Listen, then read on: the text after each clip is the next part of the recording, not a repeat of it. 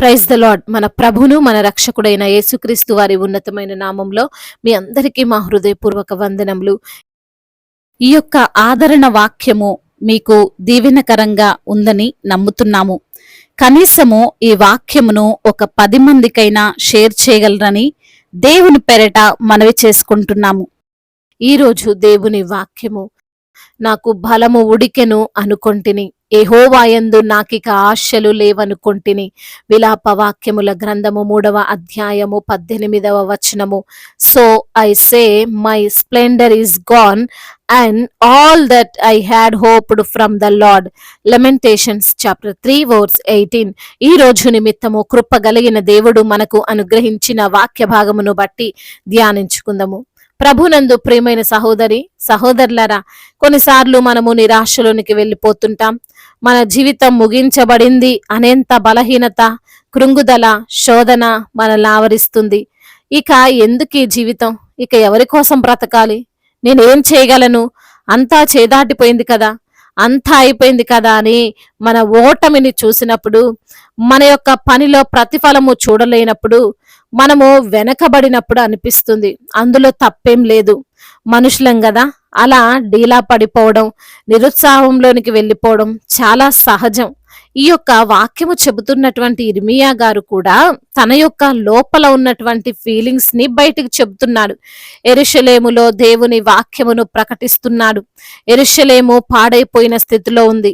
ప్రజలందరూ తప్పిపోయిన స్థితిలో ఉన్నారు, బాధలు అనుభవిస్తున్నారు. అసలు భవిష్యత్ అంతా కూడా చాలా చీకటిమయముగా ఉంది.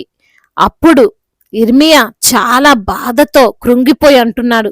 మీరు అనుకోవచ్చు, గొప్ప ప్రవక్త అయినటువంటి ఇర్మియానే ఇలా అంటున్నాడు, మరి మా పరిస్థితి ఏంటండి, మేమెలా ఫీల్ అవ్వాలి అని. చూడండి, విశ్వాసములో ఉన్నంత మాత్రాన అంతా అన్ని వేళలా బాగుంటుందని, మనకు అనుకూలంగా ఉంటుందని కాదు. విశ్వాస జీవితంలో మనకు శ్రమలు ఎదురవుతాయి, కష్టాలు ఎదురవుతాయి, బాధలు ఎదురవుతాయి. అయితే వాటిని మనము మనలో దాచుకోవద్దు, వాటిని అణిచిపెట్టొద్దు. నీకు బాధ ఉంటే కన్నీటితో ప్రార్థించు, దేవుని సన్నిధిలో రోదించు. నాకు తెలిసిన ఒక వ్యక్తి చాలా సంతోషంగా ఉండేవాడు, ఎప్పుడు నవ్వుతూనే కనిపించేవాడు. ఎవరైనా అతన్ని చూస్తే అసలు ఈ వ్యక్తికి ఏ సమస్యలు లేవా అన్నట్లు ఉండేవాడు. కానీ సడన్ గా ఉరివేసుకొని ఆత్మహత్య చేసుకున్నాడు అనే వార్తను మేము విన్నాం. మేమందరం కూడా షాక్ అయ్యాం. ఎందుకు అంటే, ఏ బాధ లేదు అనుకున్నవాడు ఇలా ఎందుకు చేశాడు అని. తీరా ఆరా తీస్తే అప్పుల సమస్యలు భరించలేక చనిపోయాడు అని తెలిసింది. ఎప్పుడు అప్పులున్నాయని కూడా ఎవరికీ చెప్పలేదు. ఉన్న అంత భయంకరమైన అప్పులున్నాయని తమ ఇంట్లో వారికి కూడా తెలియదు. మేము అనుకున్నాం, అతని బాధ ఎవరితోనైనా పంచుకుంటే కనీసం హృదయములో భారం కొంచెమైనా తగ్గేది. ఎవరికి చెప్పుకోకనే ఆ యొక్క ఒత్తిడిని భరించలేకనే చనిపోయి ఉంటాడు అని. కానీ మనము అలా కాదండి. మనకు యేసు ప్రభు వారు ఉన్నారు. ఆయన ఎప్పుడూ మన యొక్క మాటలు వినడానికి రెడీగా ఉన్నాడు.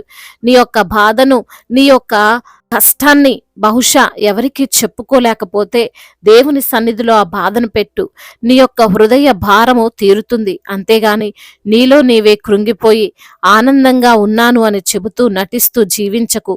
ఎందుకంటే అది నీకే హాని చేస్తుంది. ఈ యొక్క లోకస్తులకైతే ఎవరు లేకపోవచ్చేమో గాని మనకు మన ప్రభు ఉన్నాడు కదా. బైబిల్ గ్రంథంలో చూస్తే హన్నా జీవితంలో ఎంతో అవమానమును ఆమె ఎదుర్కొంది. పిల్లలు లేరు అనే కారణం చేత తన యొక్క సహోదరి అయినటువంటి పెనిన్నా పెట్టేటువంటి మానసిక క్షోభను భరించలేకపోయింది. భర్తకు చెప్పుకోలేకపోయింది, ఎవరితో పంచుకోలేకపోయింది. అయితే ఆమె అలానే తన బాధను హృదయములో దాచుకొనలేదు. దేవుని సన్నిధికి వచ్చి తన హృదయాన్ని కుమ్మరించింది. తన బాధనంతా దేవునికి చెప్పుకుంది. ఈరోజు నీవు నీ యొక్క బాధను దేవుని సన్నిధిలో కుమ్మరించు. నీ వేదనను సజీవుడైనటువంటి దేవునికి వివరించు.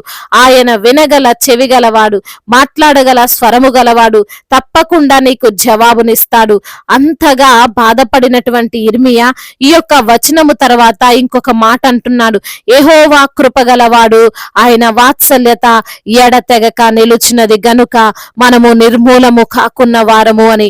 నీవు ఎంత నిరాశలో ఉన్నా, ఎంత ఓటమిలో ఉన్నా ఒక్కటి గుర్తు పెట్టుకో, దేవుని కృప నీతో ఉన్నది. ఆయన నిన్ను వదిలిపెట్టలేదు. ఆయన నీ జీవితాన్ని మరలా నిర్మిస్తాడు, మరలా కడతాడు. నీ ఆశలకు ఆయన జీవము పోయగలడు.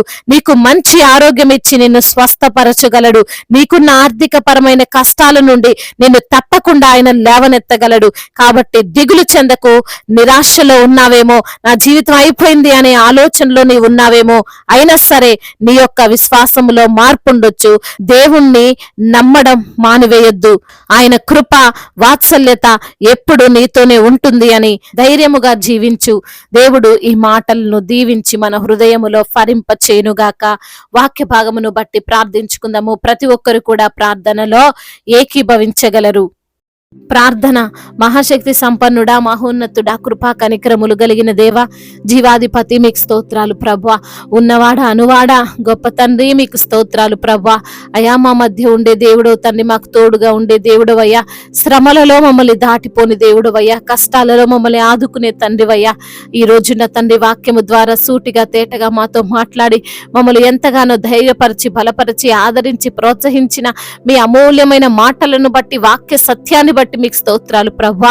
అయ్యా ఈ రోజున ప్రభా మాకున్న సమస్యను బట్టి మేము మాలో మేమే కృంగిపోకుండా, మాలో మేమే బలహీనులం అవ్వకుండా, మాలో మేమే తండ్రి టెన్షన్ ఫీల్ అవ్వకుండా, నాయన మాకున్న ప్రతి సమస్యను ప్రభా నీ పాద సన్నిధిన కుమ్మరించినట్లయితే, అయా నీ యొక్క సన్నిధానములో మొరపెట్టినట్లయితే తప్పకుండా మీరు మాకు అయా సహాయము చేస్తారని, మా వేదనను, మా శోధనలను, మా కష్టాలను అన్నిటిని తీరుస్తారని ప్రభా అయా లేఖనము ద్వారా మీరు సూటిగా తేటగా మాతో మాట్లాడి మమ్మల్ని ధైర్యపరిచి బలపరిచి ఆదరించిన మీ అమూల్యమైన మాటలను బట్టి మీకు స్తోత్రాలు చెల్లిస్తున్నాం.